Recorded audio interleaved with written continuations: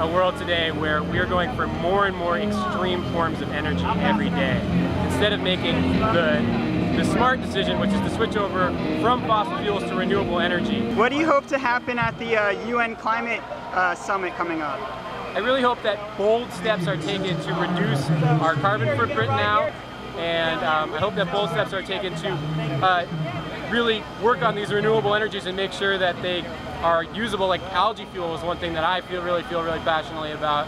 It's a fully renewable form of energy which is sequesters an equal amount of carbon to what it burns off. Time's Up is a 25-year-old environmental group that's said, time's up. It's time for us to develop sustainable communities, non-polluting transportation, community gardens, build solutions within our own actions today. What is this thing? Right here? Yeah.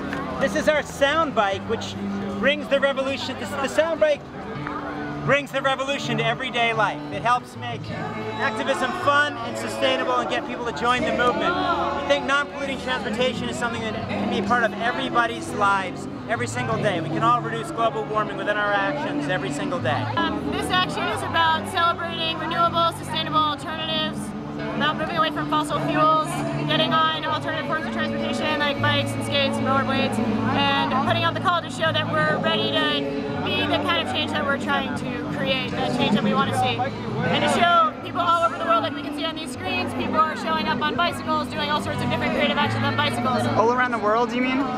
All around the world. Time's Up is also all about celebrating, having fun with bicycles, with alternative forms of transportation, enjoying public space, dancing, listening to music, and kind of creating that positive revolution. Do you think these UN climate summits will ever make a difference? You know what, I think that lots of different kinds of people can participate in lots of different kinds of ways, and as long as people feel like they can participate in their own ways, yeah, I think it can be useful. I think that I come from AIDS activism, and I know that whenever the UN meets, we also usually do a direct action outside. And so I think it's important for people to realize you can be inside the UN and you can be outside the UN. Simply by riding instead of driving a car, simply turning off your computer, simply doing those simple things every single day, you can make this a more sustainable city within your own actions. And I think that's what we're trying to promote. And these meetings are part of that, but they're not the end of it. It's not mutually exclusive. It's not these meetings or that, it's both.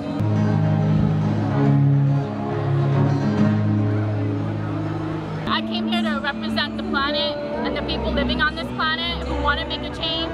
I also represent the people who went to Power Shift 2011. We need to have solidarity between the Keystone Pipeline being built in the Midwest and the pipeline being built across 92 miles of Puerto Rico. What do you hope to happen, and do you expect anything to come out of the next UN climate discussions? You know, the UN climate discussions, they're very, really nothing has come out of them in the past, I'll say, put it like 20 years or so. So we really can't expect much to come from these bureaucrats, from all these other countries around the world. But what we should be doing on our national level, some other countries around the world have become more energy efficient while the U.S. lags behind. So the U.S. should be getting on board on top of this to create millions of jobs in the solar tech industry and the wind energy. And actually wind energy in the U.S., U.S. is ranked the third to produce the most energy from wind. So I think we need to get on the bandwagon. Why are we lagging behind? Look at the world, see the love that lies sleeping. While my guitar gently weeps. I don't know why nobody told you how to unfold your love.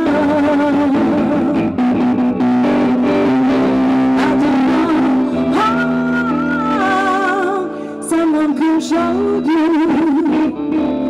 they might have sold you. Look at the world and I notice it's Johnny while my guitar gently weeps. I look at you.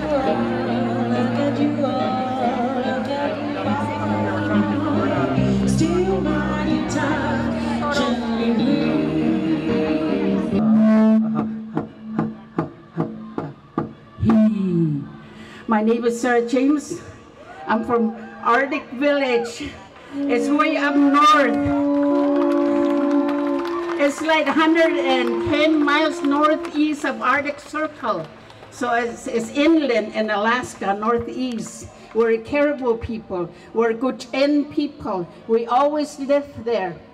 And now, my mother is from the Caribou Nation, and my father is from the Salmon Nation. Both of those are threatened big time with climate change, global warming. It's real. It's very real in the Arctic. And we got so many people to reach. And I'm so glad there's so many people here, and we need some more people to reach to keep our air clean, which is very important, water clean, air, water, land, and life clean in order to survive.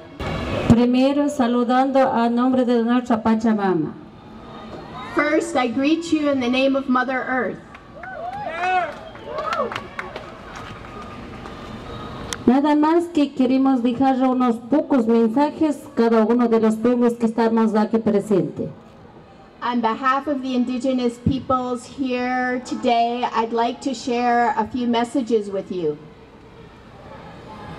Para nuestros pueblos indígenas, estamos cuidando nuestra madre naturaleza, es de parte de familia. For us, indigenous peoples who take care of Mother Earth, well, we take care of Mother Earth because she's part of our family.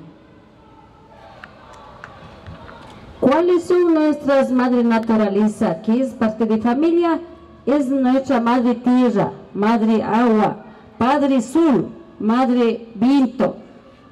Esa madre naturaleza no escogen ninguna religión, ni política, ni pobres, ni ricos. So nature is our mother. She's our Mother Earth and our Mother Water and our Mother Wind, and we also have our Father Sun. So regardless of your religion, you gotta love your mother.